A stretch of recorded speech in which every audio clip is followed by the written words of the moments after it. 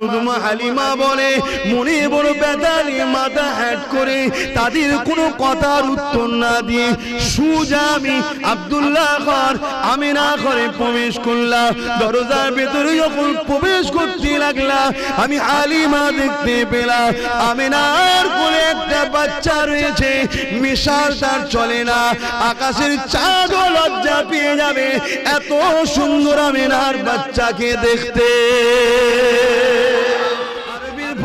রীতিনীতি অনুযায়ী শিক্ষা যাতে ভালো হয় তাই এমন করে দাইমার কাছে বাচ্চাদেরকে দিয়ে দিতে হয়।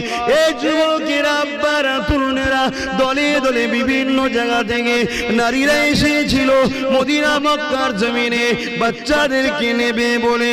আমার রাসূলুল্লাহ বাবা নবী বলে আমার নবীকে কোনো মহিলা নিল না, কেননা তারা জানে এতিম বাচ্চাকে নিলে বেশি টাকা পাবো না। এই যে এতিমকে অবহেলা করা এটা আজ থেকে নয় যুগে যুগে চলে আসছে। আর আমার নবীকে তারা নিল না। একটা একটা বাড়ি থেকে বাচ্চাদিওকে নিয়ে যে যার মতো মহিলারা চলে যেতে লাগলো।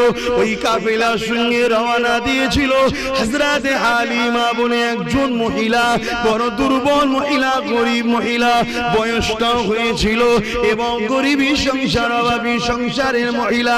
তাই তিনি তিনার যে উটনিটাকে নিয়ে আসছিল ওই উটনিটা গরিবের উটনি বলে ভালো খেতে পারেনি, তাই দ্রুত হাঁটতে পারেনি, আস্তে আস্তে পিছনে চলে গিয়েছিল।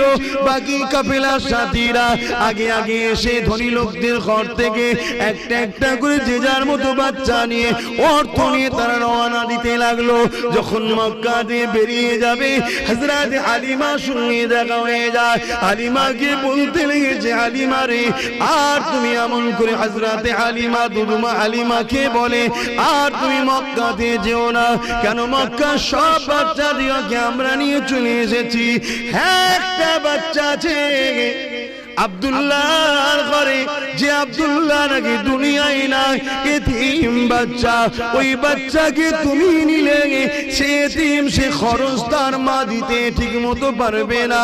এমনি তুমি গরিব, আবার ওই বাচ্চাটাকে নিলে তোমার নিজেরই খাওয়া ঠিকভাবে হয় না, বাচ্চাটা যত্ন করতে পারবে না। আম্মা দুদুমা হালিমা বলে মনে বড় ব্যথা নিয়ে মাথা হ্যাট করে তাদের কোনো কথার উত্তর না দিয়ে সোজা আমি আব্দুল্লাহ ঘর আমিনা ঘরে প্রবেশ করলাম। দরজার ভেতরে যখন প্রবেশ করতে লাগলাম আমি হালিমা দেখতে পেলাম আমিনার কোলে একটা বাচ্চা রয়েছে, মিশাল তার চলে না, আকাশের চাঁদও লজ্জা পেয়ে যাবে এত সুন্দর আমিনার বাচ্চাকে দেখতে।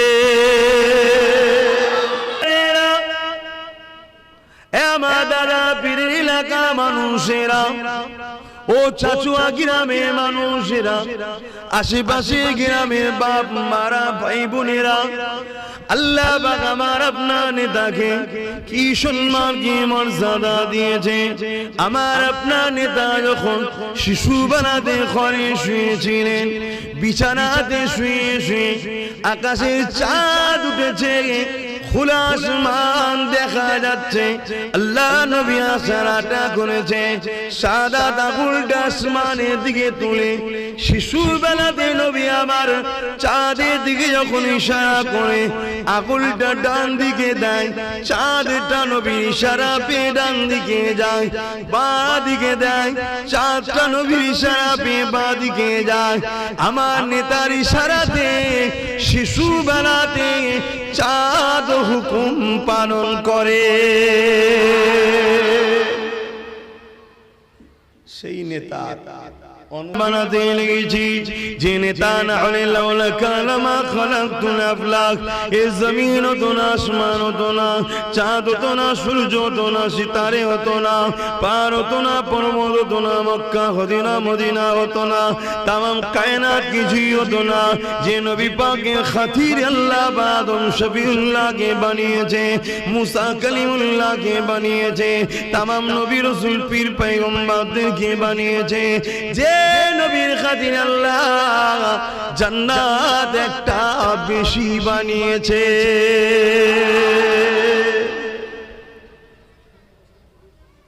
সেই নবীর আলোচনা শুনছি। এই যে আপনারা বসে বসে আমার নবীর কথা শুনবেন, আপনাদের কি লাভ? এই লাস্টে শুধু তাবারুক খিচুড়িটা নেবেন, বিরিয়ানি নবী বানাতে ছিলেন। আল্লাহ নবী সাহাবাদের মধ্যে দেখে রাসূলে পাকের সাহাবী হযরত আব্বাস আলোচনা করতেছিল। একদিকে তিনি নবী পাকের চাচা জানো হন, তিনি আলোচনা করতেছিলেন, বাকি সাহাবারা বসে বসে আলোচনা শুনতেছিল। এই যুবকেরা আল্লাহ নবী চাচা জান আলোচনা করে, এ আমার সাবির উম্মাহ সাহাবারা আল্লাহ আমার নবীকে এত সম্মানিত করেছে। আম্মা আমিনা বলতে লেগেছে, আমি একটা খ্বাব দেখলাম, যে খ্বাবের মধ্যে দেখতে লাগলাম একটা নূর, একটা আলো, যে আলোটা শাম দেশের প্রাসাদ পর্যন্ত আলোকিত হয়ে গেছে। আল্লাহ নবী জানিয়ে দিলেন ওই আলোটা অন্য কেউ নয়, ওই আলোটা হলো, নূরটা হলো আমি মুহাম্মাদুর রাসূল।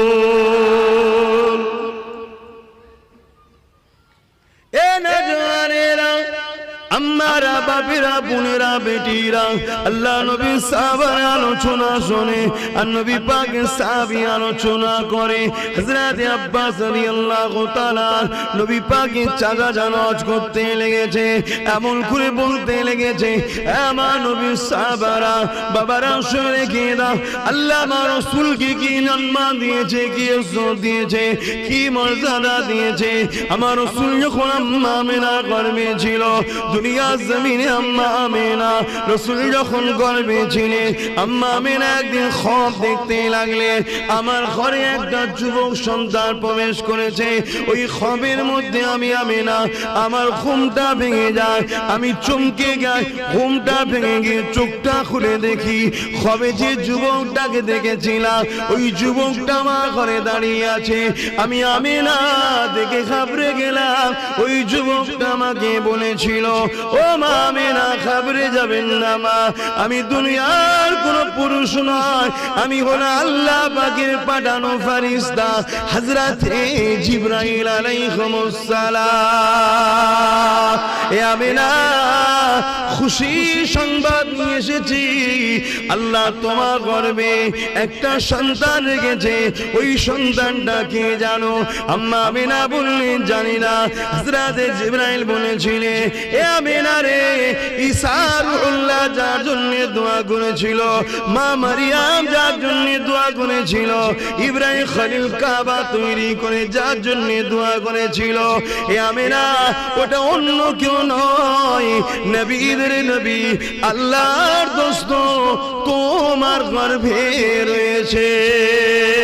যুবকেরা, আল্লাহ নবী দুনিয়ায় তাশরীফ এনেছিলেন 570 খ্রিস্টাব্দে 12 রবিউল আউয়ালে সোমবার শুভেচ্ছা থেকে সময়, আজ থেকে কিছু কম বেশি 1450 বছর আগে ওই সময় পৃথিবীর জমিনে আসমান জমিন, গাছপালা, তরুণতা, পশু পাখি, তামাম মখলুকাত খুশি হয়েছিল। কাবা বুঝেছিল আমি শিরক মুক্ত হব, আমি মুক্তি পেয়ে যাব। কাবা খুশি হয়েছিল, মক্কার জমিন খুশি হয়েছিল, আমি রহমতের নবীর কদম পাবো। একমাত্র খুশি হয়েছিল শয়তান আর শয়তানের অনুসারীরা। আজও দুনিয়া জমিনে কোন জায়গায় যদি আমার নবীর আমদের আলোচনা হয়, আমার নবীর প্রশংসা তারিফ করা হয়, আমার নবীর আগমনের আলোচনা হয়, আজও দুনিয়া জমিনে এই মাসটা এলে, এই তারিখটা এলে সবাই খুশি হয়, আসমান জমিন খুশি হয়, গাছপালা, তরুণতা খুশি হয়। আজকে দিনও শুধুমাত্র খুশি হয় না, ইবলিস শয়তান তার চালারা না জানি আমার আপনার কারণ তোরটাতে ইবলিস দখল করে রেখেছে আমার জানা নাই। আপনি নিজের অন্তরকে প্রশ্ন করে দেখুন, আর যদি মাহফিলে আপনি খুশি না হন, আমার নবীর আলোচনায় যদি খুশি না হন, আমার নবীর আলোচনার মাহফিলে যদি আনন্দ না পান, মনে রেখে দেবেন আপনার অন্তরটা আস্তে আস্তে ইবলিসের কবজায় চলে গেছে। এই জায়গা থেকে আপনাকে ফিরে আসার রাস্তা আছে। ওই রাস্তাটা হলো উযকুরুল্লাহ যিকরান কাসীরা, আল্লাহ নামে বেশি বেশি করে জিকির করে অন্তরে ধাক্কা দিতে হবে। আল্লাহ আল্লাহ আল্লাহ আল্লাহ আল্লাহ আল্লাহ আল্লাহ, এইভাবে আল্লাহর পবিত্র জাত নামকে ডেকে ডেকে অন্তরকে পবিত্র করতে হবে। কেননা পৃথিবীর একটা মানুষ জান্নাত যেতে পারবে না যদি তার অন্তরে রসুলকে রসুল চিনে জানের থেকে বেশি ভালোবেসে আদব করে যদি মেনে না নেয়, সে কোনোদিন আল্লাহ পাকের জান্নাতে যেতে পারবে না। কেননা জান্নাতে সে যাবে যে আমার আল্লাহর দোস্তকে ভালোবাসবে।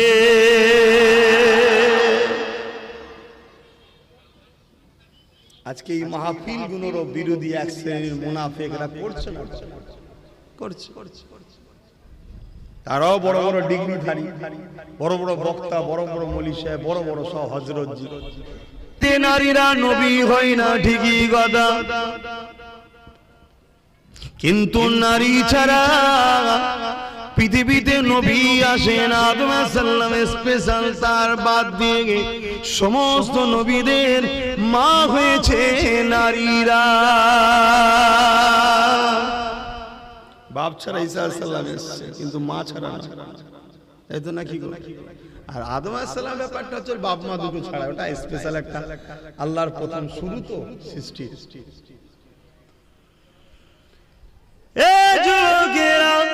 ইসলামের ইতিহাসে আমার নবীর বহু প্রেমিক রয়েছে, আমার নবীকে অনেক ভালোবেসেছে, কিন্তু আমার নবীর প্রেমে ইসলামের ইতিহাসে সর্বপ্রথম যিনি জান দিয়েছে উনি কোন পুরুষ নয়, উনি হলো নারী, যিনার নাম হলো আম্মা জান হযরতে সুমাইয়া। আম্মা সুমাইয়ার অপরাধ কি ছিল? আম্মা সুমাইয়ার অপরাধ একটাই হলো, আবু জেহেলের দল ছেড়ে দিয়ে আমার রাসূলুল্লাহ দলে চলে গিয়েছিল। এই জন্য আবু জেহেল বলেছিল, সুমাইয়া রে, মুহাম্মদকে ছেড়ে দাও না, তোমাকে অনেক জুলুম করা হবে। আম্মা সুমাইয়া বলেছিল, যত জুলুম করো না কেন, আমি মুহাম্মদ রাসূলকে ছাড়বো না, আমি আমার আল্লাহকে ছাড়বো না। এই ঈমানদারেরা ঈমান কাকে বলে বোঝার চেষ্টা করে। ঈমান শুধু মুখে বললে হয় না, মুহাব্বত করি। আল্লাহ পাক কঠিন পরীক্ষা নেবে, ওই পরীক্ষায় পড়ে গিয়ে খাবরে গেলে হবে না, ওই পরীক্ষায় পড়ে গিয়ে ধৈর্য হারা হলে হবে না। আম্মা সুমাইয়া দেখিয়ে দিল বিশ্বের মানুষকে ঈমান কাকে বলে, ঈমানদাররা কেমন হয়। আর আমার আল্লাহ দেখিয়ে দিল, এ সুমাইয়া রে, কিয়ামত যতদিন হবে দুনিয়া জমিনে আমার একটাও যদি ঈমানদার থাকে, সুমাইয়া তোর আলোচনা হতে থাকবে। তুই আমাকে প্রেম করেছিস, আমার হাবিবকে লোকেদের সামনে অর্ধ উলঙ্গ করে দিল, বেউজ্জতি ব্যাপার। অর্ধ উলঙ্গ করে বলেছিল, সুমাইয়া আল্লাহকে ছেড়ে দে, মুহাম্মাদের দল ছেড়ে দে। আম্মা বলেছিল, এ আবু জেহেল, যতই জুলুম করিস না কেন, যতই যাই করিস না কেন, ওটা আমার শরীরের উপরে, জিসমের উপরে করতে পারবি। আমার যে জায়গায় আল্লাহকে বসিয়েছি, আমার যে জায়গায় নবীকে বসিয়েছি, ওই জায়গাতে কখনো তোর চোর চলবে না। ওটা আমার অন্তর, ওটা আমার হৃদয়। এই যুবকেরা এই কথা শুনে আবু জেহেল রেগে গিয়ে ঘোড়া মাঙালো দুটো। আম্মা সুমাইয়া দুই পায়ে ভালো করে দড়ি বেঁধে দিল, ঘোড়ার পায়ে দড়ি বেঁধে দিয়ে ঘোড়াকে ছুট কাটাতে লাগলো, আর বুকের উপরে একটা ভারী পাথর চাপিয়ে দিল। নিঃশ্বাসিতে কষ্ট ছিল, গরম মরুভূমির বাড়ির উপর দিয়ে আম্মা সুমাইয়াকে টেনে টেনে যেতে নিয়েছে।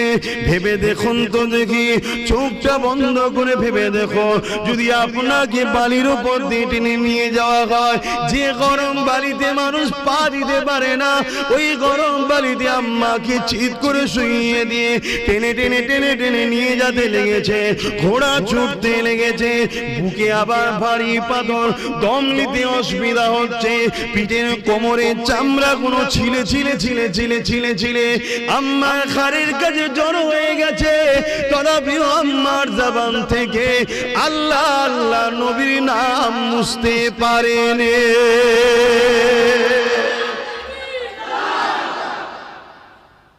আজও চালাচ্ছে শয়তানরা, শয়তানের চালা। আমাদের কাছ থেকে করে আল্লাহ সরাবো, নবীকে সরাবো চেষ্টা আজও করছে। বিশেষ করে আমার মা কাবা শরীফের পাশে দাঁড়িয়ে গেল, নবী আমার দাঁড়িয়ে গিয়ে বলতে লাগলো, লা ইলাহা ইল্লাল্লাহ আনা মুহাম্মাদুর রাসূলুল্লাহ।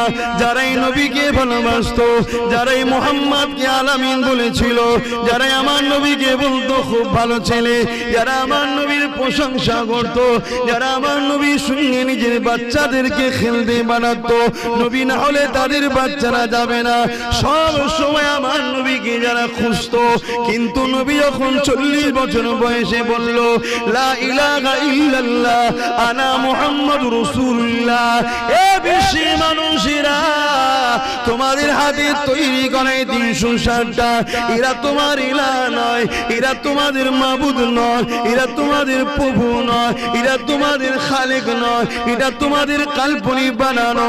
কেন প্রভুকে কেউ দেখেনি, প্রভুর কোনো ফটো নেই, মূর্তি নেই, প্রভুর কোনো ছবি নেই, প্রভুকে কেউ দেখেনি। প্রভু আমাকে পাঠিয়েছে শতশের নবী রাসূল করে, এর আগে ঈসা নবীকে পাঠিয়েছে, মুসাকে পাঠিয়েছে, ইব্রাহিম নবীকে পাঠিয়েছে, ইসাক নবীকে পাঠিয়েছে, ইসমাইল নবীকে পাঠিয়েছে, ইউসুফ নবীকে পাঠিয়েছে। এইভাবে যুগে যুগে যুগে যুগে তোমরা যখন প্রভুর রাস্তা ভুলে গিয়ে অন্যায়ের দাসত্ব শুরু করো, শয়তানের তাবেদারি তৈরি করো, তখনই প্রভু তার পক্ষ থেকে নবী রাসূল পয়গম্বর পাঠায়। আমি হলাম সে আখিরি জামানার নবী, আনা মুহাম্মাদুর রাসূলুল্লাহ, আমাকে মেনে নাও তোমরা। যারা আমার নবীর প্রশংসা করেছিল, যারা আমার নবীকে আলামিন বলেছিল, চিরসত্যবাদী বলেছিল, তারাই মুখ ফিরিয়ে নিয়ে চলে গেল, কেননা তাদের স্বার্থে আঘাত করলো। আজও আছে, আজও আছে যারাই আপনার কথা বুঝে আসছে অনেক।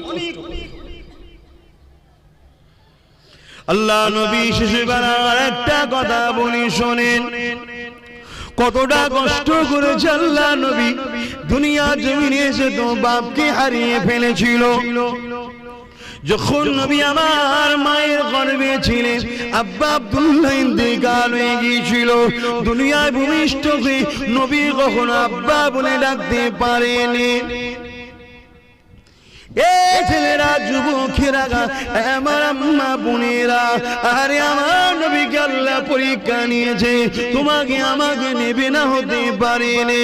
সবর করো, ধৈর্য ধরো, দুদিনের ময়া জালে জড়িয়ে আখিরাতকে ভুলে যেও না গো। সবই আল্লাহ পাকের পরীক্ষা। আবার নবী পাক যখন দুনিয়া গমন করলেন, আরবের ভৌগোলিক রীতিনীতি অনুযায়ী শিক্ষা যাতে ভালো হয়, তাই এমন করে দাইমার কাছে বাচ্চাদেরকে দিতে হয়। এই যুবকেরা, আব্বারা, তরুণেরা দলে দলে বিভিন্ন জায়গা থেকে নারীরা এসেছিল মদিনা মক্কার জমিনে বাচ্চাদেরকে নেবে বলে। আমার রাসূলুল্লাহ বাবা নবী বলে আমার নবীকে কোনো মহিলা নিল না, কেননা তারা জানে এতিম বাচ্চাকে নিলে বেশি টাকা পাবো না। এই যে এতিমকে অবহেলা করা, এটা আজ থেকে নয়, যুগে যুগে চলে আসছে। আরে আমার নবীকে তারা নিল না। একটা একটা বাড়ি থেকে বাচ্চা দিগকে নিয়ে যে যার মতো মহিলারা চলে যেতে লাগলো।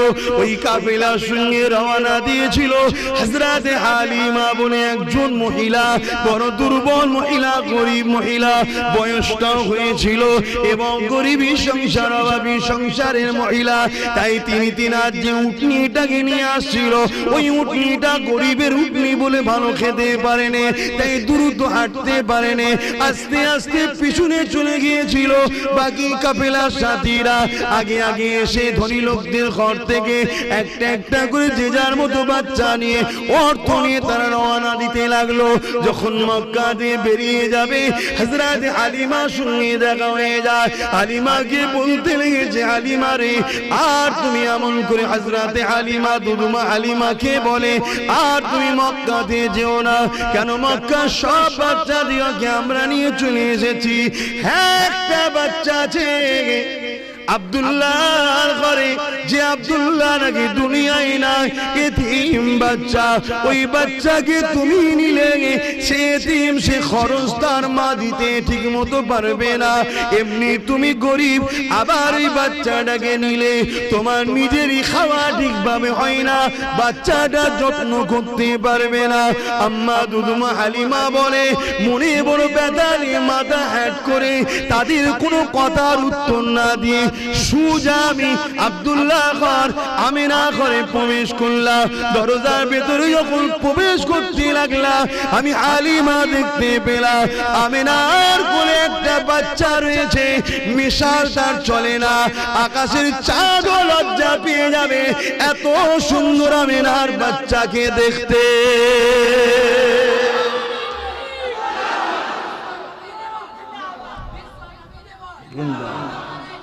আল্লাহ, আমার রসুলকে দেখে আকাশের চাঁদও নিজেকে ঢেকে নিতেন। এত সুন্দর আমার রসুলকে দেখতে। চাঁদের খুঁত আছে, আমার রসুলের কোনো খুঁত ছিল না। জোরে বলুন সুবহানাল্লাহ। ইনসানিয়াত ফিরিয়ে দিয়েছে সেই নবীর ঘরের সন্তান ও নবীর গোলাম আমরা। আমাদেরও আজকের দিনে কেউ যদি জুলুম অত্যাচার করে, মানুষের উপরে পেরেশান করে, মানুষের উপরে মিথ্যা মামলা দেয়, মানুষকে জুলুম করে, অত্যাচার করে, তার বিরুদ্ধে আমাদের লড়াই করার দরকার আছে না নাই? জোরে বলুন, হাত তুলে সাক্ষী দেন, লড়াইয়ের দরকার আছে না নয়? তা সেই লড়াইয়ের কথা আব্বাস সিদ্দিকী ডাক দিলে কিছু নামধারী মুসলিম সুরাতে মুনাফিকদের বুকে ব্যথা হচ্ছে না, হয়নি? তাদের আমাদের ভাবার দরকার নেই। সেদিনও মুনাফিক রাসূলুল্লাহর বিরুদ্ধে ছিল না? সেদিনও হতভাগা আকবর যখন দ্বীনে ইলাহি লিখেছিল, একদল ইমাম, একদল আলেম, একদল মুফতি আকবরের অর্থ খেয়ে মুজাদ্দিদ আল-পেসানির বিরোধী করেছে না করেনি? আজকের দিনেও একদল আলেম, একদল মুফতি, মৌলানা, বক্তা আজকে জালিম হুকুমতদের অর্থ খেয়ে আর নবীর গোলাম, নবীর পক্ষে, দ্বীনের পক্ষে আমি আব্বাস সিদ্দিকী যখন লড়াই করছি, আমার বিরুদ্ধে এই অর্থলোভী মোল্লা বক্তারা বিরোধী করবে, এটা আশ্চর্যের কিছু নয়।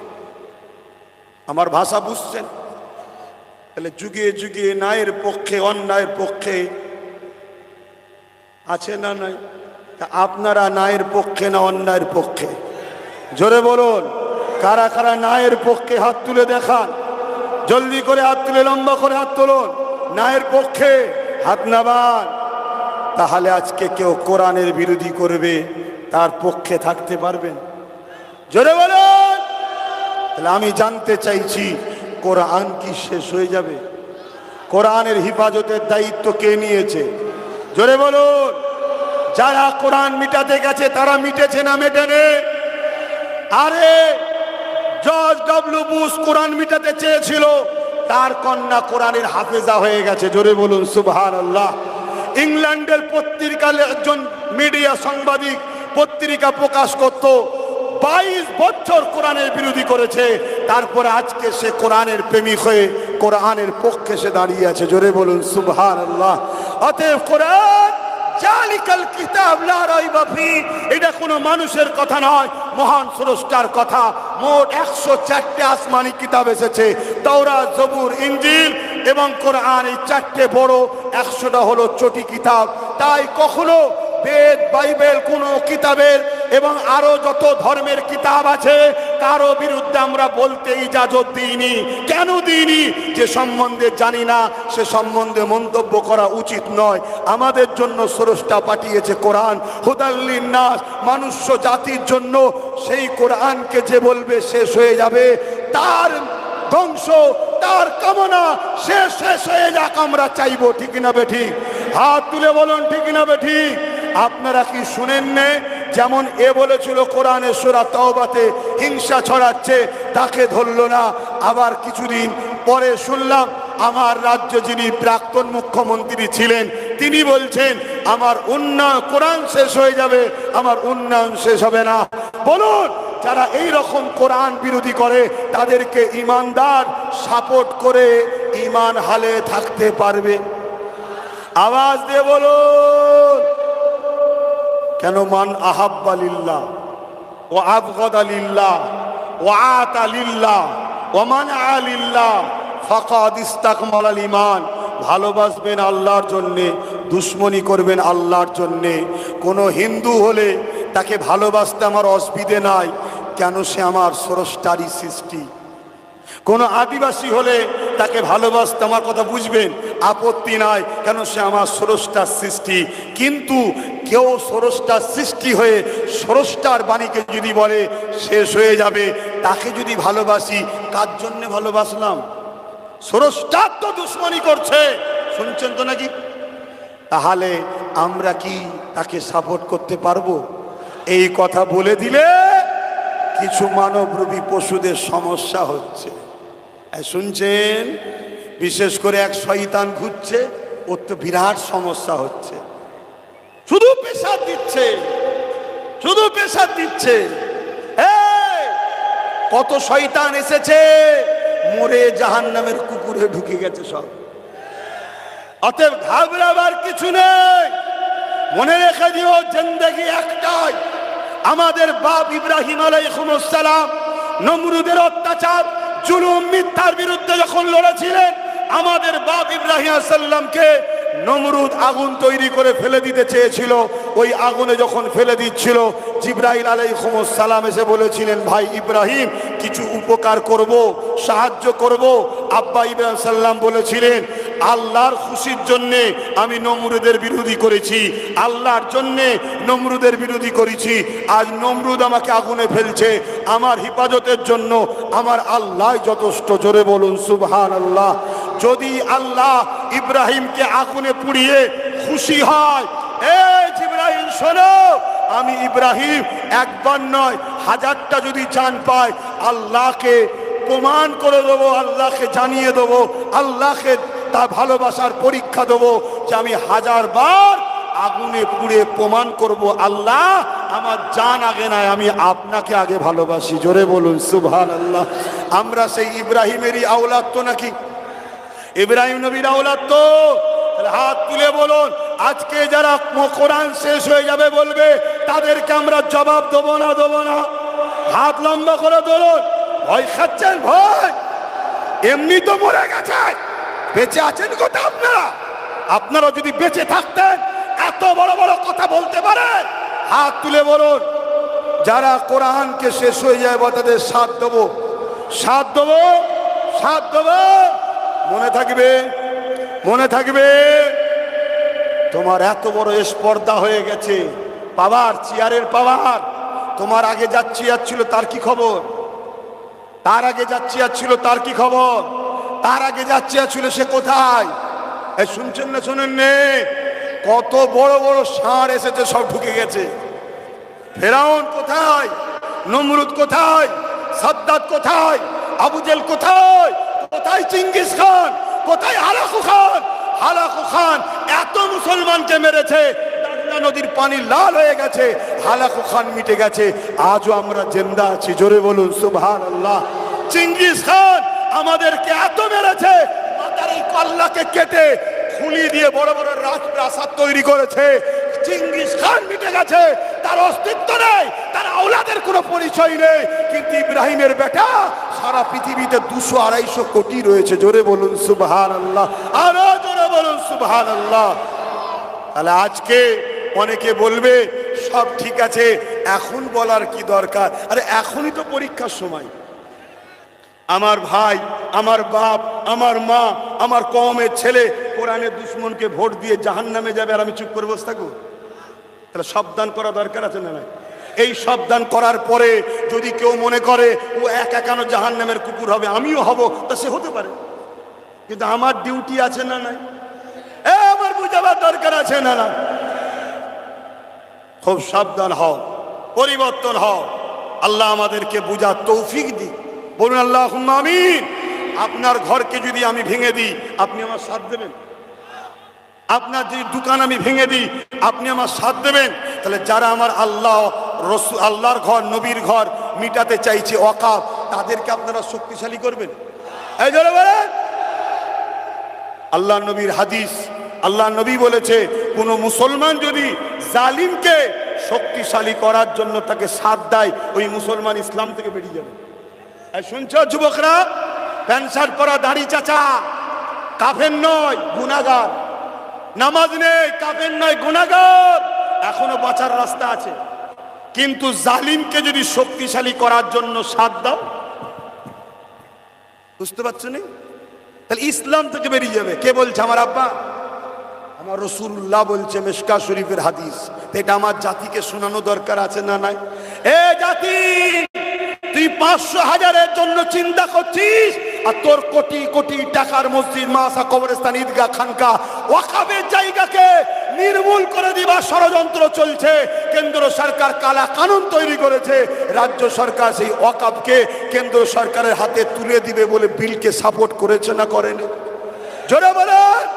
তাহলে আমার মসজিদের দুশ্মন আপনি, আমার কবরস্থান, আমার ঈদগাহ, আমার মাদ্রাসার দুশ্মন আপনি। আরে বিজেপি দুশ্মন চিনি বলেই তো আপনার সাথ দিয়েছি, ওকে যাতে আমরা পছন্দ করিনি বলে। কিন্তু আপনি, ও যা বিল করে আপনি পাস করেন, মানে ও এসআর বিল করলো, আপনি সাপোর্ট করলেন। ও ওয়াকফ বিল করলো, আপনি সাপোর্ট করলেন।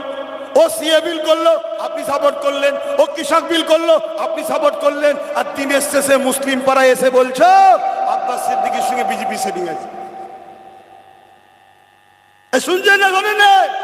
আর আজকেই বসিরহাটে দেখলাম, বসিরহাটে আমি ওখানে থেকে এলাম, তো একসাথে বিজেপি আর টিএমসির প্রার্থী যোগ্য না কি বলে, হিন্দু ভাইদের যেটা ধর্ম আছে, কি বলে না না, একটা কি ওনাদের ধর্মে একটা কাজ আছে, তাদের একটা কিছু ধর্মের কাজ একসাথে দেখছি টিএমসি আর বিজেপির প্রার্থী এক জায়গায় বোঝে বোঝে করছে। ও তার বেলায় সমস্যা হয় না? হ্যাঁ, আর আপনাদের এই এলাকায় দেখলেন না ওই শয়তান এই গলায় গলায় জড়িয়ে ধরছে। হ্যাঁ, যা মাই গলার মাই কি গেল মনে হয় রে, খুলে গেছে। হ্যাঁ গেছে। আয় চলাই বাবা, চিন্তা করিনি, তুই গরিব মানুষ, তোর পয়সা তো পাবি। এই দেখেছেন না, দেখেন নেই?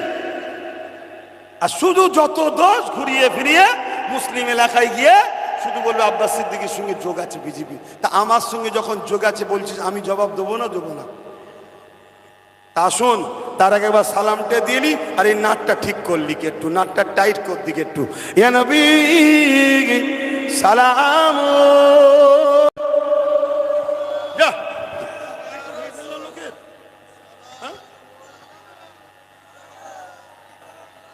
আর ওদের আছে লিয়াই বাবা, থাক, আসো না বাবা, সামনে দিকে আয় না বাবা, হাওয়াটা আড়াল করিনি বাবা, আইনে কুই ছেড়ে দেবো, সালাম দেবো, 2-5 মিনিট লোবো, ছেড়ে দেবো, চলে আসি। সারা রাত বললে হবে? আমার তো আরো কাজ আছে রে বাবা। তাহলে আল বাদরু আলাইনা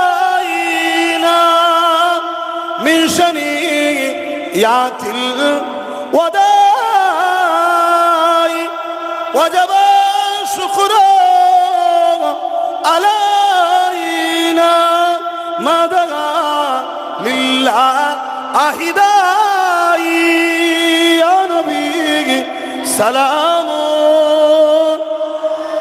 ইয়া রাসূল সালাম।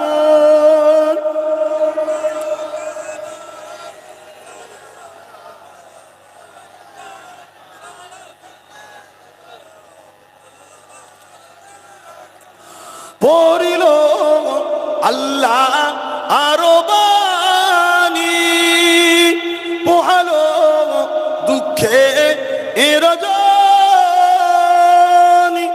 হইল জগৎ অনুরানী, আমিনার নয়নের মণি, সালাম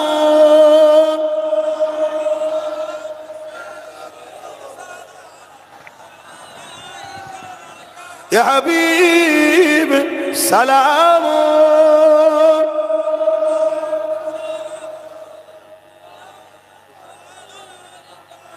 আমার ভাইরা, সবাইকে 1 কোটি টাকা দেবো, কিন্তু মসজিদ মাদ্রাসা বিক্রি করে দেবো, নেবেন? নেন না? আজকে নেবেন, কালকে হার্ট অ্যাটাক করে মরে গেলে কি হবে? আজকে হারামের পয়সা নেবেন আর কালকে যদি ঘরের ছেলেটা মরে যায়, কপালে তো তখন জুতোর বাড়ি মারতে হবে, আর উপায় থাকবে? একটু বুঝে বুঝে পা ফেলো। একজন দিনের দায়ী হিসাবে আপনাদেরকে একটা কথা জিজ্ঞেস করছি, উত্তর দেবেন। 1 নম্বর ব্যক্তি তার মন্তব্য, মসজিদ মাদ্রাসা কবরস্থান ঈদগাহ ওয়াকাফের জন্য দিল্লি গিয়ে আন্দোলন করো, বাংলায় আন্দোলন করলে সব থেকে বড় দুশ্মন আমি হব। 2 নম্বর ব্যক্তি, সে ওয়াকাফকে বাঁচাবার জন্যে বাংলায় আন্দোলন করেছে, সুপ্রিম কোর্টে কেস করেছে, এবং আন্দোলন করতে গিয়ে তার সাথীরা এবং সে নিজে জেলও খেটেছে। এই 2 ব্যক্তির মধ্যে একজন ইমানদার হিসাবে ইমানদারদের জিজ্ঞেস করছি, আমার সাপোর্ট করা দরকার কাকে? 1 নম্বর ব্যক্তিটাকে না 2 নম্বরটাকে? যারা 2 নম্বর বলছেন 2টো আঙুল তুলে দেখাবেন, আর যারা 1 নম্বর বলবেন 1টা তুলবেন। 2 নম্বর ব্যক্তিকে সাপোর্ট করা দরকার তো, হাত লম্বা করে তোলেন। আরে ঘাবড়ে কিছু লাভ নাই, 2 নম্বর ব্যক্তি তো। আবার শুনেছি নাকি এই চিহ্নটা মানে জিত, শুনেছি তো। যাই হোক, হাত নামান। ওই 2 নম্বর ব্যক্তিটাকে যদি আপনারা সাপোর্ট করতে পারেন, আমি একজন ইসলাম প্রচারক, ইসলাম ঘরের ছেলে হিসাবে তাকে সাপোর্ট করা দরকার আছে না নাই? আরে আত্মীয়তা আগে নয়, ইমান আগে। সেই 2 নম্বর ব্যক্তিটার নাম হচ্ছে পীরজাদা নওশাদ সিদ্দিকী। আজকে এই বাংলার বুকে যখন ওয়াকফ নিয়ে রাজ্য সরকার মমতা ব্যানার্জি হল 1 নম্বর ব্যক্তি, সে বলেছিল দিল্লি গিয়ে আন্দোলন করো, বলেছে না বলে? কেন? এ বাংলা কি কারো ব্যক্তিগত সম্পদ নাকি? আমার মসজিদ, আমার মাদ্রাসা, আমার কবরস্থান, আমার ঈদগাহ, আমার খানকা আজকে কেন্দ্র সরকার দখল করে নিতে চাইছে। আমি তার বিরুদ্ধে আন্দোলন করব, তার বিরুদ্ধে কথা বলবো। আমি বলবো মোদি হাটাও দেশ বাঁচাও, বিজেপি হাটাও দেশ বাঁচাও, বিজেপির বিরুদ্ধে কথা বলবো। তা আপনি কেন বললেন যে দিল্লি চলে যাও? ও দাদার বিরুদ্ধে কথা বললে বোনের রাগ হবে স্বাভাবিক। এবং ওই নওশাদ সিদ্দিকী ও তার সাথীদের ধরে জেলে ভরেছিল না ভরেনি? আজকে নওশাদ সিদ্দিকী সুপ্রিম কোর্টে গিয়ে কেস করেছে ওয়াকফকে বাঁচাবার জন্য। আজকে তার সাথে যদি আরো অনেকে থাকতো, তাহলে আরো লড়াই বাড়তো না, কমতো? আজকে তার সাথ দেওয়া দরকার আছে না না? আমি তার সাথ দিচ্ছি, আপনাদের আপত্তি আছে? আপনারা বলবেন নাকি যে হুজুর কেন সাথ দেবেন? হুজুরের ভোট টালিতে খুব মজা লাগে, আর হুজুরের ভালো মন্দ পছন্দ করার অধিকার নেই? বলেন আমার অধিকার আছে না নাই? তাহলে আমি আমার ভাই নওশাদকে সাপোর্ট করছি, আপনাদের আপত্তি আছে? আপনারা আমার সাথে আছেন, আমার কথা মানেন, আমাকে ভালোবাসেন, সত্যি করে বলবেন জোর করছি নাকি? জোর করছি? তাহলে আমি আমার ভাইকে সাথ দেবো, আপনারা আমার ভাইয়ের সাথ দেবেন না? কারা কারা আমার ভাইয়ের সাথ দেবেন? আল্লাহকে দেখিয়ে হাত তুলুন। আল্লাহকে দেখিয়ে হাত তুলছেন? ধোকা দেবেন না তো? ধোকা দেবেন না তো? হাত নামান। মনে রাখবেন, ভাঙরকে সারা পৃথিবীর লোক চিনে গেছে, সারা পৃথিবীর লোক ভাঙরকে চেনে, সবাই দোয়া করছে। যেখানেই যায় আমিও ভাঙরের জন্য দোয়া করি। কথা বুঝে আসছে? কেন? বুঝতে হবে ব্যাপারটা। তো ভাইয়েরা আমার, আপনাদের ঘরের আম্মা বোনেরা কি আমাদের পক্ষে না বিরুদ্ধে? আলহামদুলিল্লাহ, আলহামদুলিল্লাহ। যাক, এইটুকু কথা বললাম। এবার একটু দোয়া করব। দোয়া চাওয়ার আগে শুধু 5টা মিনিট সময় নেব। আব্বাস সিদ্দিকীর হসপিটালটা কোথায় একটু খুঁজবো। হসপিটালটা কোথায়? আব্বাস সিদ্দিকী হসপিটাল করে দেবে বলেছিল, হসপিটাল তো করেনি। আব্বাস সিদ্দিকী তো সামনে, বলবেন না? ও নরমকে বলতে খুব ভালো লাগে। কিছুদিন আগে এসেছিলেন আমার রাজ্যের প্রাক্তন সিএম, প্রাইম মিনিস্টার, এই প্রধান কি বলে মুখ্যমন্ত্রী, কিছুদিন আগে এসেছিলেন না সামনে? হ্যাঁ, আপনাদের এলাকায়। তা তিনাকে জিজ্ঞেস করেছিলেন 2014 আপনি বলেছিলেন ননমুনির হসপিটালটাকে সুপার স্পেশাল করব, এখন 14 থেকে হয়ে গেল 26, গেল কোথায়? আপনি তো বলেছিলেন হিমঘর করব, তো হিমঘর গেল কোথায়? এই যে ড্রেন, কলকাতার বাবুরা পিসাব পায়খানা করে ভাঙরের ওপর দিয়ে যায়, এটা ভাঙরের মানুষ বুক কেটে দিয়েছে, ঠিক না বেটি? কেন এটাকে পুরো কি বলে আন্ডারগ্রাউন্ড করে তার ভেতর দিয়ে ড্রেনেজ করা যায় না? এখানে হাজার হাজার কোটি কোটি মশা তৈরি হয়, ব্যাকটেরিয়া, ম্যালেরিয়া, হাজার হাজার ভাঙরের মানুষ মরছে।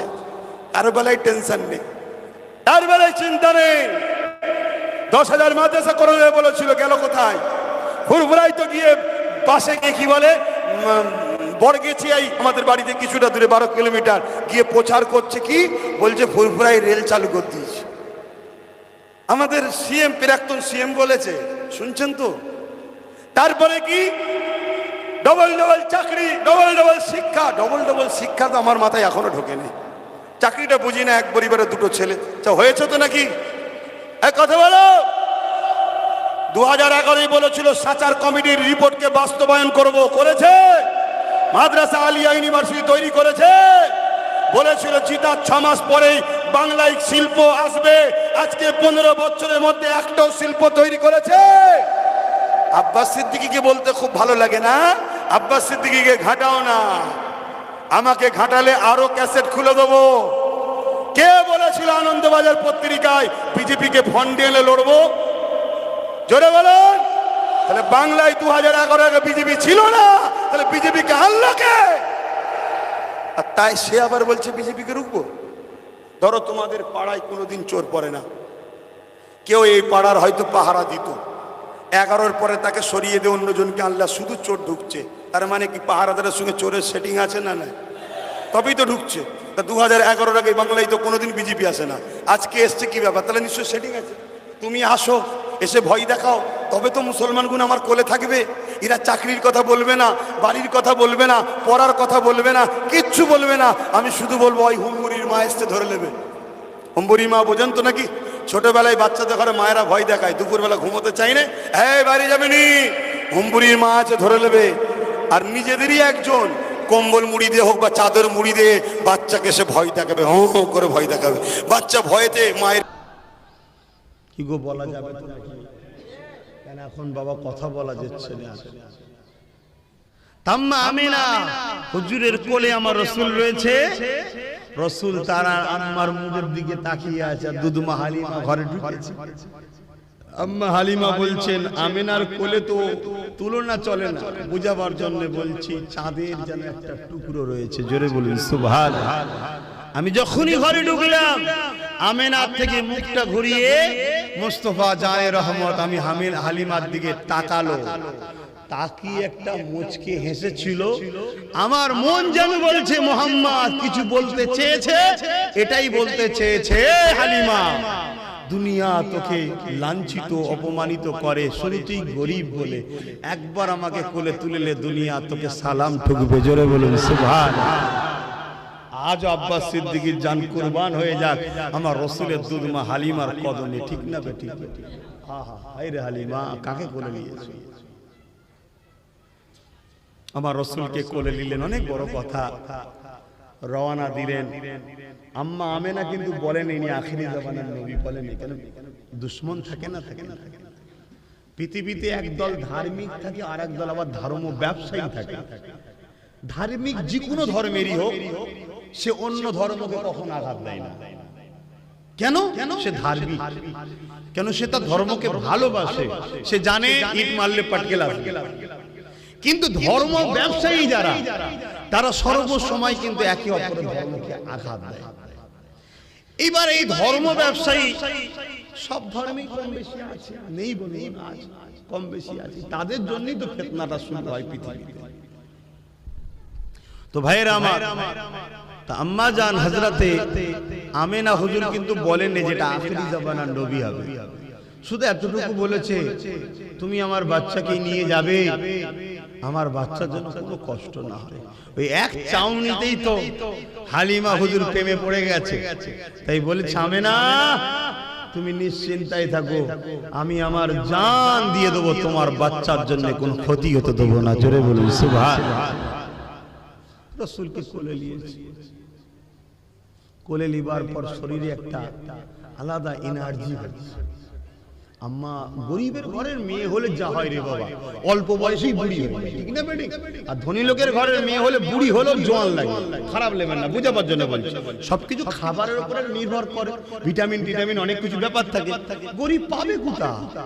ওই তো সেই শাক সবজি মাঠ থেকে তুলে নিয়ে, তাও আবার হয়তো ঠিক একটু ভালো মন্দ গরিব কি আর পায়?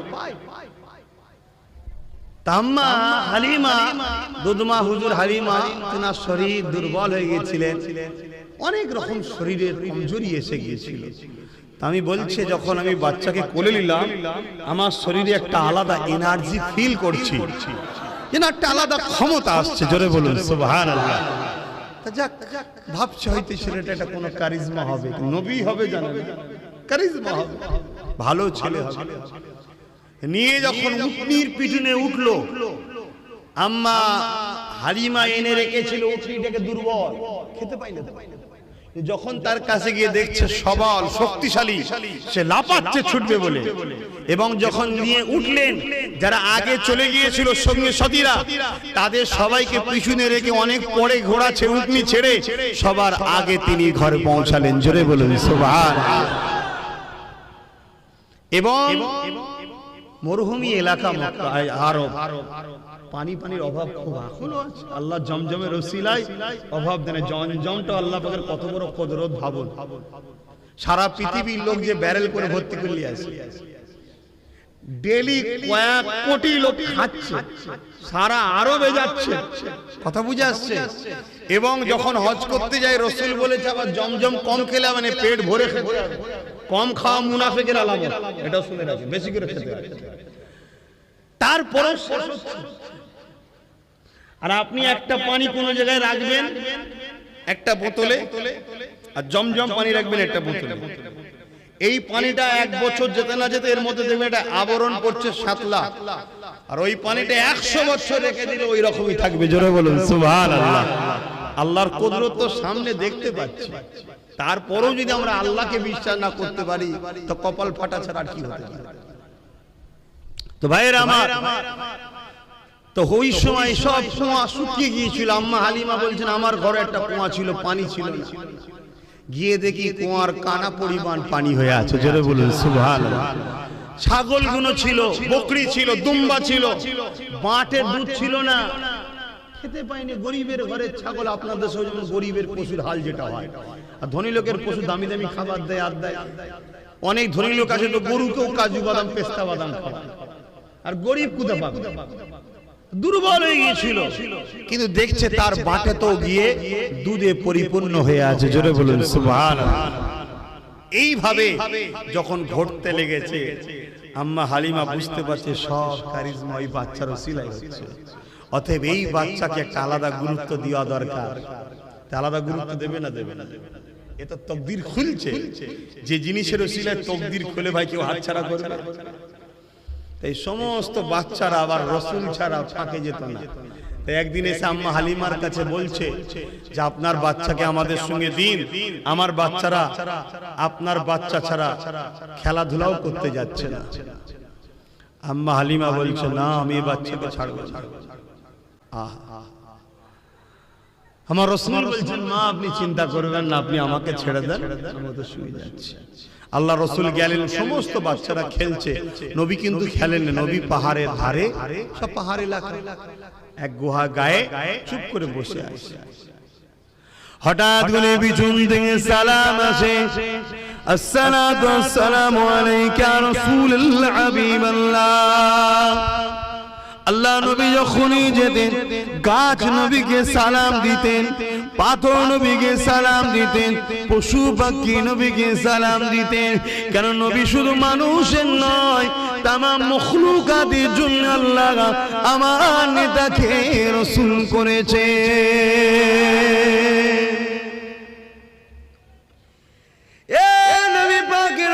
যুবকেরা শুধু প্রেম করি নবী মানি বললে হবে না, আমার রাসূলুল্লাহর আদর্শে জীবন করতে হবে।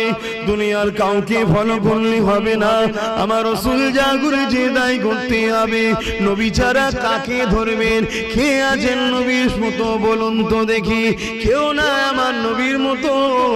আরে ছোটবেলাতে আম্মা জান দুধমা হালিমা, তিনারও একটা সন্তান ছিল, নিজের সন্তানকে দুধমা হালিমা বাঁ দিকের স্তনটা পান করাতো, আর আমার রাসূলুল্লাহকে ডান দিকের স্তনটা পান করাতো।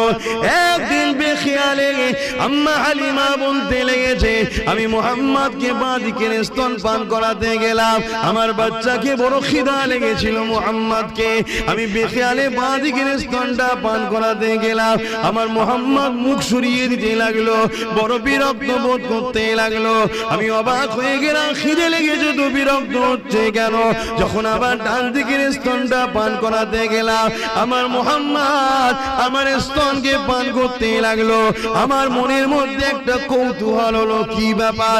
আবার বাঁ দিকটা পরীক্ষার জন্য এবারে দিলাম, আমি দেখলাম বাচ্চা মুহাম্মদ মুখটাকে ঘুরিয়ে নিচ্ছে, বড় বিরক্ত বোধ করছে।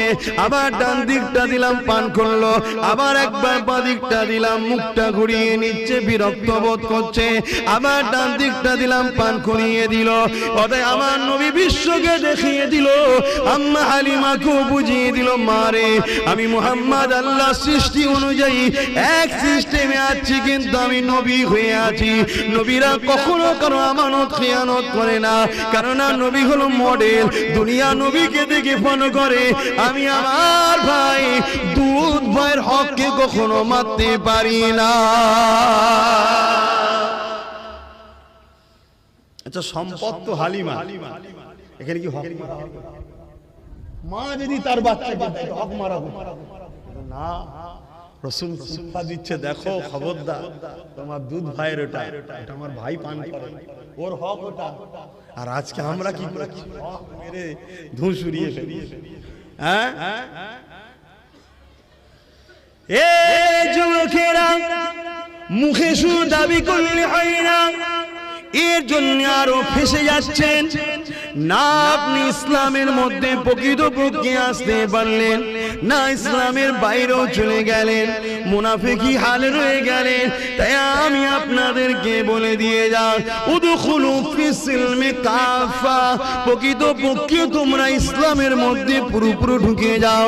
ইসলামের মধ্যে পুরোপুরি ঢুকে গেলে কি করতে হবে?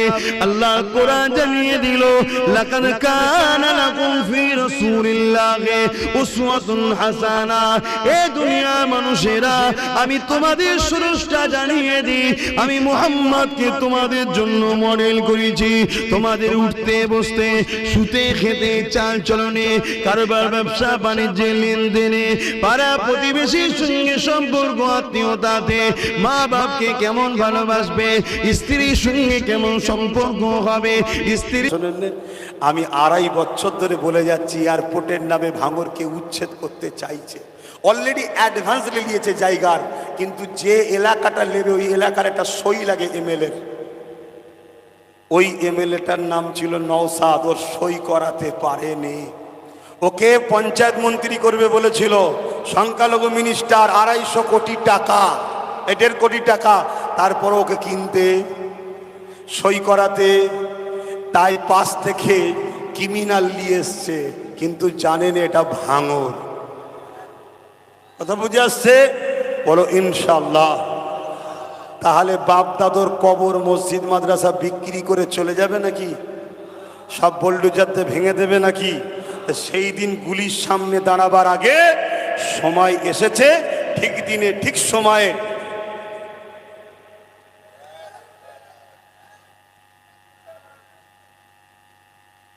কিচ্ছু বলিনি তুমি? কিছু বলেছি? কিচ্ছু বলেছি?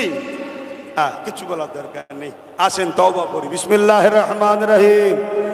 আল্লাহ তাআলা, আমি জানা অজানা, ইচ্ছা ও ইচ্ছা সকল গুনাহ হইতে তওবা করিতেছি। আস্তাগফিরুল্লাহ রাব্বি মিন কুল্লি যামবি ওয়া আতুবু ইলাইহি। আশহাদু আল্লা ইলাহা ইল্লাল্লাহু ওয়াহদাহু লা শারীকা লাহু ওয়া আশহাদু আন্না মুহাম্মাদান আবদুহু ওয়া রাসূলুহু লা ইলাহা ইল্লাল্লাহ মুহাম্মাদুর রাসূলুল্লাহ সাল্লাল্লাহু আলাইহি ওয়াসাল্লাম।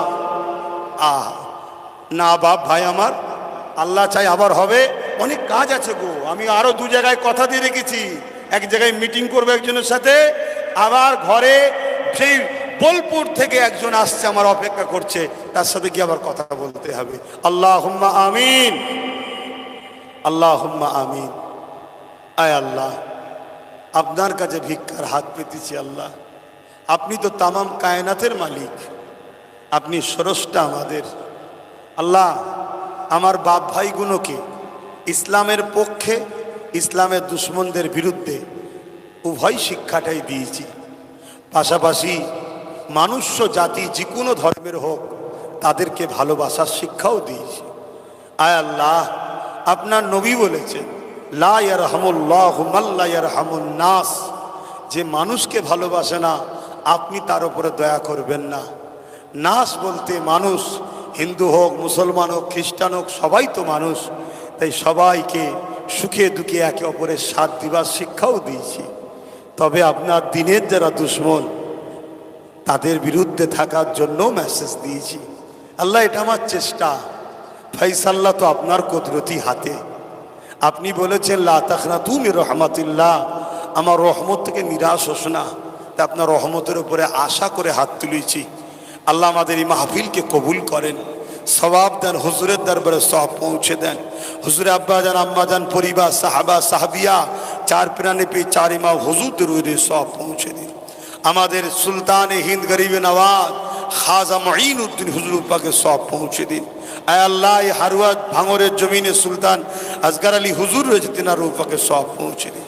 ক্যানিং সহ, হারুয়া সহ যত আপনার মাহবুব বান্দা তাদের রুহে সওয়াব পৌঁছে দিন। আমাদের পীর ও মুর্শিদ মুজাদ্দিদুজ্জামান দাদা হুজুর পীরকে রূহ পাকে সওয়াব পৌঁছে দিন। দাদা হুজুরের 5 কলিজার টুকরা খলিফা হুজুরদের রূহ পাকে সওয়াব পৌঁছে দিন। আয় আল্লাহ, হাবিবের খাতিরে দেওবন্দীদের পীর, তাবলিগ জামাত ভাইদের পীর হাজি ইমদাদুল্লাহ মুহাজির মাক্কি হুজুর পাকে সওয়াব পৌঁছে দিন। বেরেলিদের পীর আলা হযরত আহমদ রেজা খান হুজুর পাকে সওয়াব পৌঁছে দিন। আয় আল্লাহ, আমাদের প্রত্যেকের বাপ কুল, মা কুল, দাদু কুল, দাদি কুল, নানা কুল, নানি কুল, শ্বশুর শাউরি যারা চলে গেছে জান্নাতি করে দিন। যারা বেঁচে আছে নেক হায়াত দারাজ করুন। দিদারে কাবা, দিদারে মদিনা শরীফ যাওয়ার তৌফিক দিন। আয় আল্লাহ, জুলুমকে খতম করে দেন, বিশ্বর বুকে শান্তি দেন, যুদ্ধ বন্ধ করে আল্লাহ ইনসাফ, ইনসানিয়াত, প্রেম, ভালোবাসা দেন। প্রতিটা মানবপ্রেমী মানুষের মধ্যে ভাইচারা দেন। প্যালেস্তাইন, সুদান সহ বিশ্বের বুকে শান্তি দেন।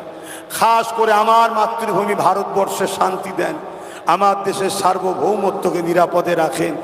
আমার দেশের সেনাবাহিনী, বিএসএফ বাহিনী এবং প্রতিটা রাজ্য সহ আমার রাজ্যের পুলিশ বাহিনী, তাদেরকে নিরাপদে রাখেন, সুস্থ রাখেন, ভালো রাখেন, নিরপেক্ষ সঙ্গে কাজ করে। স্বামীর সঙ্গে কিরকম সম্পর্ক হবে, বাচ্চাদের ঘরে কিভাবে লালন পালন করতে হবে, বাচ্চারা বাপ মাকে কিভাবে ভালোবাসবে, সব কিছুই আমার নবীর থেকে শেখো। আমার নবী ছাড়া অন্য কারো কাছে চলবে না। এ দুনিয়ার মানুষেরা, আমি আল্লাহ পাক তোমাদের স্রষ্টা, তোমাদেরকে হুকুম করি তুমি নামাজ পড়বে আমার নবীর থেকে শেখো, রোজা রাখবে আমার নবীর থেকে শেখো, হজ করবে আমার নবীর থেকে শেখো, যাকাত দেবে আমার নবীর থেকে শেখো, দান খায়রাত করবে আমার নবীর থেকে শেখো, মা বাপকে ভালোবাসবে আমার নবীর থেকে শেখো, পাড়া প্রতিবেশীকে ভালোবাসবে আমার নবীর থেকে শেখো। অন্য ধর্মের মানুষের সঙ্গে কিভাবে ওঠা বসা করবে আমার নবীর থেকে শেখো। তুমি বিজনেস করছো, ব্যবসা বাণিজ্য করছো, দোকানদারি করছো, সব কিছু আমার নবীর থেকে শেখো। মাফ করবেন, ভুল বুঝবেন না। এমনকি তুমি যদি রাষ্ট্র চালাতে চাও, লিডার হতে চাও, রাজনীতি যদি করতে চাও, আমার আল্লাহ জানিয়ে দিল ওইটাও তোমাকে আমার নবীর থেকে শিখতে হবে। খারাপ এটা আমাদের আদর্শ, শিখতে সবাই যে যারটা করছে করুক না, আপনি আপনার, এটা আদর্শ। সব কিছু এ থেকে যে তোমার লাইফে অন্য কাউকে ফলো করা যাবে না, যদি তুমি ইমানদার হও। এটা হুকুম কার? আমার বাপের হুকুম, কার হুকুম? জোরে বলুন আল্লাহর হুকুম, যিনি তোমার স্রষ্টা। দুরূদ শরীফ আল্লাহুম্মা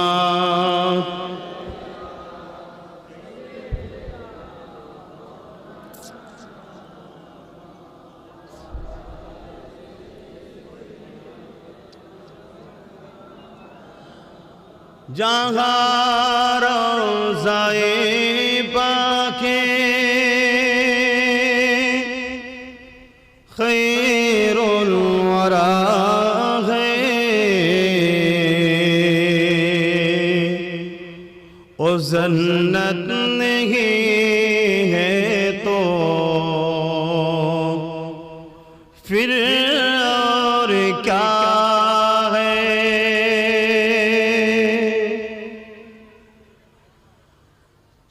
जहाँ रोज़ाए पाके खैरुल वरा है, ओ जन्नत नहीं है तो फिर और क्या है। कहाँ कहाँ मदीने की गलियां, एक किस्मत नहीं है तो फिर और क्या है। अल्लाहुम्मा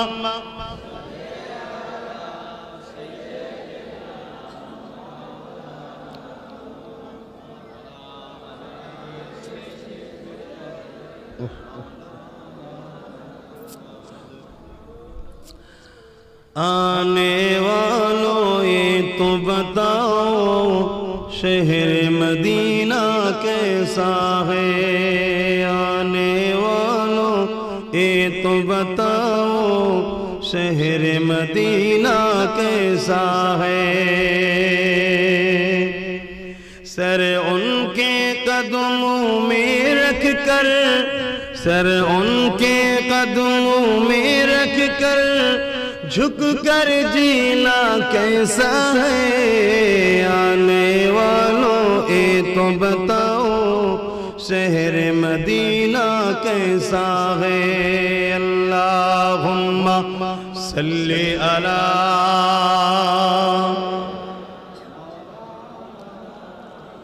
वला आली। কোলে উঠে যাবে। তা বিজেপিকে এই হুমবুড়ির মা সেজিয়েছে মমতা ব্যানার্জি আমাদেরকে ভয় খাওয়াবার জন্যে, কিন্তু এখন ছেলের বড় হয়ে গেছি, হুমবুড়ির মা কি ধরে ফেলবো? কি পারবে না? হ্যাঁ আমরা পারি, কে বলেছে পারি না? जो डर गए तो मर गए, যে ভয় খেয়েছে সে শেষ, আর এই ভয়টা খাওয়ানো হচ্ছে। অতএব মনে রেখে দিও, কোনো দিনের জন্য যদি গুজরাটিতে ঘরে রাস্তা না দেখানো হতেই বাংলায় আসতে পারতো না। তো যাক, আমি এতটুকু বলবো। তাহলে হসপিটালটা কোথায়, কি ব্যাপার, এটা বলে এক্ষুনি দোয়া করে দেবো। সকলে গায়ে গায়ে বসুন। দরুদ শরীফ আল্লাহুম্মা, যা নিচু যে দাঁড়া বসেন, ওয়ালা আলি। এবারে কি হবে বল দেখিন বাপ, এটা আমি ভেঙে ফেললাম। এটা কত দাম ভাই? এরম বলিস না, গুনাহ হবে গো। তুই খেটে খুটে খাস, গরিব মানুষ। হ্যাঁ এই শুনছেন, বলবো না, ছেড়ে দেবো। আমি শুধু হসপিটালের কথা বলে দোয়া করে দেবো। শুনছেন? অ্যাকচুয়ালি ব্যাপারটা শোনেন। 2021-এ আমি তো ভাই এ লাইনের লোক নয়, কথা বুঝে আসছে, কিন্তু এ লাইনে মাথা গলালাম কেন? এ লাইনে মাথা গলিয়েছি কারণ হচ্ছে এটা চুচুড়ার মসজিদ মাদ্রাসায় রাজ্য সরকার তালা মেরে দিয়েছিল, এই টিএমসি সরকার, জানেন। আমি আন্দোলন করে মসজিদ মাদ্রাসাকে খুলেছিলাম। তখন আমাকে অনেক চমকাবে ধমকাবে, অনেক কিছু প্ল্যান পরিকল্পনা করেছিল। যাই হোক, পারেনি, মাদ্রাসা খুলেই এসেছি। আমি হয় মরবো নাই নামাজ পড়ে মসজিদ থেকে যাবো, দুটোর মধ্যে একটা, 3 নম্বর কোনো অপশান নেই, যা খুশি করে লিখে যা। খুলেছি, আমি তো কারোর উপর জুলুম করছি না, আমি আমারটা কেন তুই তালা মারবি? কথা কি ভুল বলা হচ্ছে নাকি? তারপরে আবার আমি তখন ভাবলাম, না, লুহা না হলে লুহা কাটা যাবে না, রাজ পাওয়ার না হলে রাজ পাওয়ারের লোকেরা অন্যায় করলে তার বিরুদ্ধে লড়াই করা সম্ভব নয়। যতই লোক থাকুক, আইনকে আইন দিয়েই রুখতে হয়, তাই তো নাকি? তা মনে মনের মধ্যে চিন্তা করছি কি করা যায়। হঠাৎ করে এনআরসি করবে বললো না কেন্দ্র সরকার, আর এই বাংলায় রাজ্য সরকার রাস্তায় নেবে ছি ছি ক্যা আশা করছিল না। আমি তখন বলেছিলাম, আমি নাগরিক হিসেবে বলতে পারি তো নাকি, আমি বলেছিলাম আপনি এখানে ছি ছি ক্যা না করে, মানুষ আপনাকে ভোট দিয়ে জিতিয়েছে, আপনি সুপ্রিম কোর্টে গিয়ে একটা মামলা করেন। এবিপি নিউজ এটা বাইট দিয়েছিলাম। ও বাবা, ওই দিন জলসা করে ঘরে গেছি, রাত তখন 1-1.5 বাজে হবে, প্রায় দেখি 2-2.5 হাজার পুলিশ আমার বাড়িতে। শুনছেন কেন? যাতে আমি আর মুখ না খুলি ভয়ে। ও জানে না সিদ্দিক আকবরের খুন আছে আমার গায়ে। কথা বুঝাচ্ছে?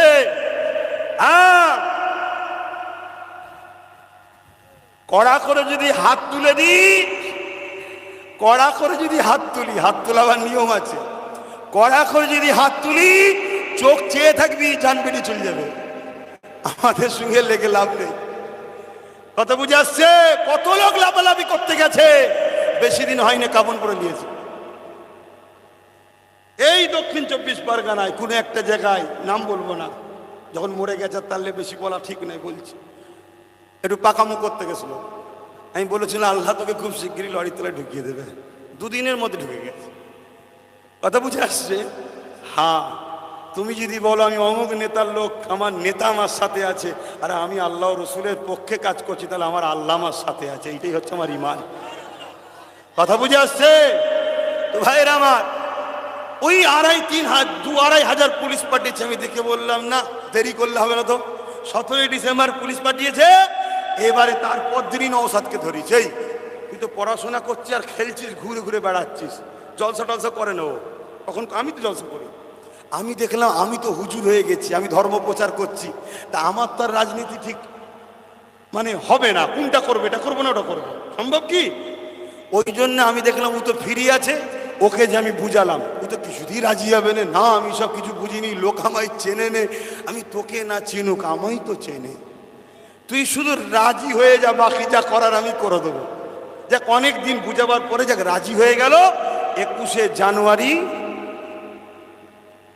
দল খুলে দিয়ে পতাকা হাতে ধরিয়ে দিলাম। এবার চিন্তা করলাম মুখটা তো নতুন, লোক অত চিনবে না, চীনা মুখ একটা দরকার তো নাকি। ওই জন্য 2021-এ ডাইরেক্ট কোর হয়ে আমি নেমে পড়লাম। যে ব্রিগেড মানুষ দেখেছে ভারতবর্ষ, পশ্চিমবাংলার ইতিহাস, ওই ব্রিগেড কখনো কেউ দেখেনি। কথা বুঝে আসছে? আল্লাহ শকর করে বলছি, তোমরা নবীর গোলাম হও। নবীর গোলাম যখন স্টেজে উঠছে না, মরমর মরমর মরমর করে সব ব্যারিকেড ফ্যারিকেড ভেঙে টেঙে সব তছনছ হয়ে গেল। এটা অন্য কিছু নয়, আমি না কাউকে চাকরি দিতে পেরেছি, কিছুই করতে পারি, কিন্তু নবীর গোলাম, এই জন্য তোমরা এত ভালোবাসো আমাকে। আর এই ভালোবাসা তোমাদের সঙ্গে আমার করেছে কে? এখানে পিছখানে কোনো শয়তান ঢুকে কাটতে পারবে না, ইনশাআল্লাহ, এর বিশ্বাস। তো ভাইরা আমার, তারপরে ওকে আমি কিন্তু বলেছিলাম ব্রিগেড আমাকে লিজাস নেই, লিয়ে গেলে কিন্তু হেরে যাবি। কেন? ভিড় দেখে সবাই বসে বসে ঠিক করে নেবে যে এর ক্ষমতা নেই, যদি এই করে, আর জিতার পরে যদি 500 লোককে পুলিশে ঢুকিয়ে দেয়, 5000 লোককে চাকরি করে দেয়, এই তাহলে আমার পজিশনটা আলাদা হবে না? হবে না? কিছু না দিয়ে যদি এই হয়, আর যদি 200-500 লোককে পুলিশের চাকরিতে ঢুকিয়ে দেয়, পাওয়ার এলে ঢুকাবো না? তখন হাতে আছেন না নাই? হ্যাঁ, তো কেউ এসে আমাকে বললো ভাইজান বেকার, আমি অমনি হ্যালো নওশাদ কুতারা, এই আমার মুরিদ হয় রে, একটু দেখ না, করে দে না। কথা বুঝাচ্ছে না নাই? তো ওকে বললাম আমায় লিজাস নেই, লিয়ে গেলে কিন্তু গন্ডগোল হবে। আর ঠিক গন্ডগোল হলো। কিরম গন্ডগোল হলো?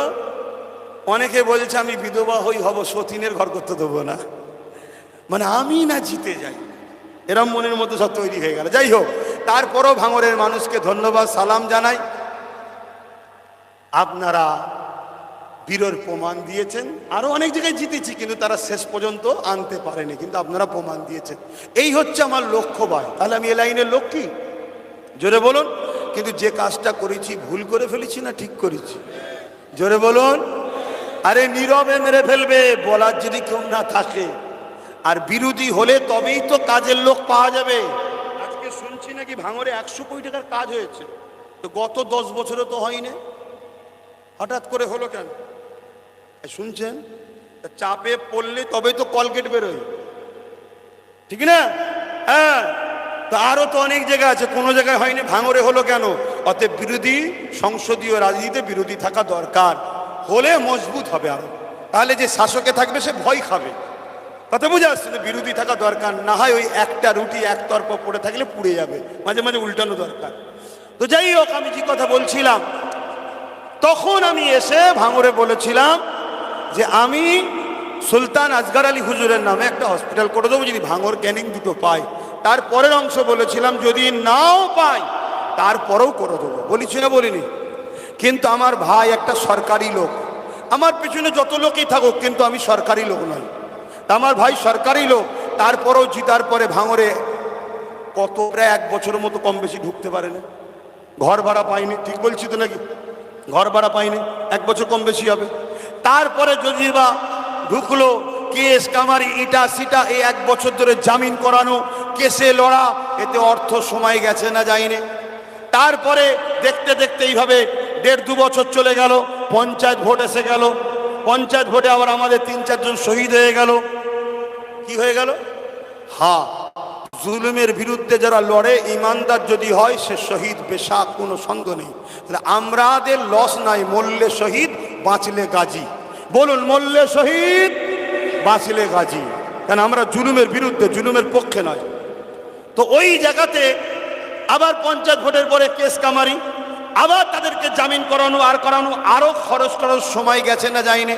তারপরে বিভিন্ন বিষয় নিয়ে আন্দোলন করা, তারপরে লোকসভা ভোট এসে গেল, তারপরে এসআইআর হলো, অখাব হলো, এসব আন্দোলন টান্দোলন করতে করতে করতে করতে সময় গেছে না যায়নি। এর বিছখানে রাইনুর আর মিন্টু শিকারী দুজন আমার সংগঠনের 2টো ব্লকের দায়িত্ব ছিল। দুজনকে বারবার ফোন করেছি, জায়গা দেখ।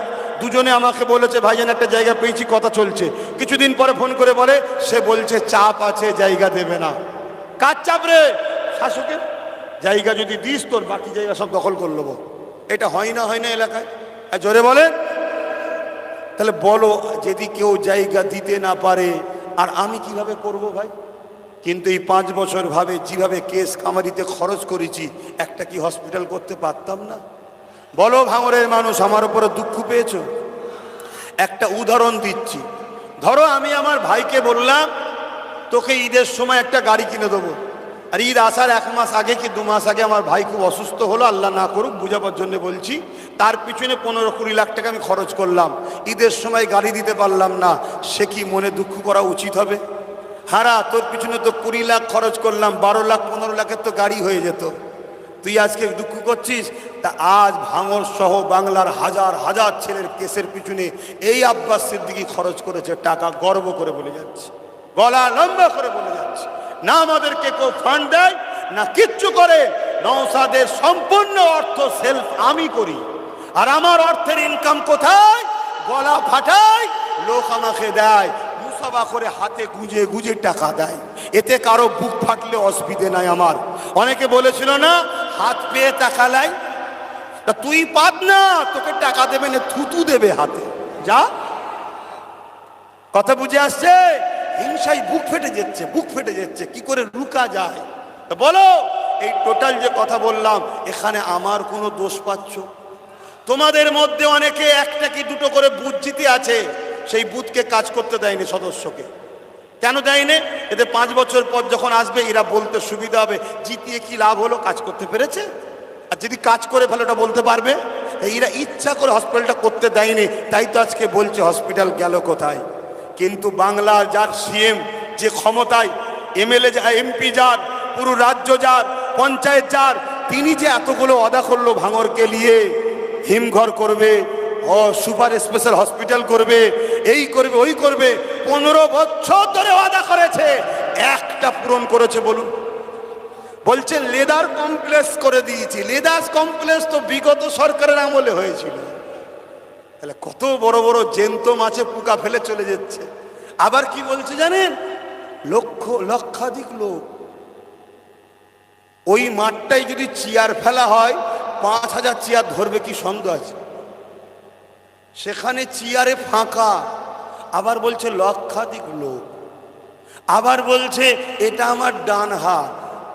এখন লোক বলছে তাহলে ডান হাত দিয়েই বোম বেঁধেছে। কথা বুঝছেন না, বুঝেন নে? তো যাক ভাই, অনেক কিছু বলে ফেললাম। কেউ কষ্ট নিলেন, মনে ব্যথা নিলেন। আমি আপনার পীর ভাই হিসাবে আপনাদের ছেলের মতো বাপ মার কাছে, ভাইয়ের কাছে শেষ কথা বলবো। নিশ্চয়ই আপনারা শুনেছেন আরো 2 লক্ষ লোকের চাকরি হবে। কে বলেছে শুনেছেন তো? এবং বড় বড় কোম্পানি হাতে ভাঙরকে তুলে দেওয়া হবে, শুনেছেন না?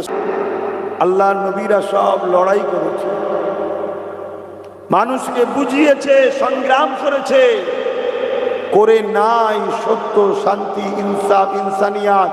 এক কথায় আল্লাহ জমিনকে শান্তি প্রতিষ্ঠিত করেছে। জোরে বলুন সুবহানাল্লাহ। শত শেষ নবী হযরত মুহাম্মদ আরবি সাল্লাল্লাহু আলাইহি ওয়াসাল্লাম যে সময় দুনিয়ায় এসেছিলেন, সেই সময়ের একটু মানচিত্রটা আপনাদের কাছে বলবো, আর আজকের মানচিত্রের সঙ্গে একটু মিলাবেন। আল্লাহ নবী যখন দুনিয়ার বুকে আসলেন, ওই সময় পৃথিবীর মানুষেরা, তারা মুষ্টিমেয় কিছু মানুষ বাকি মানুষদের ঘরে কৃতদাস, দাসী, গোলাম বানিয়ে দিয়েছিল।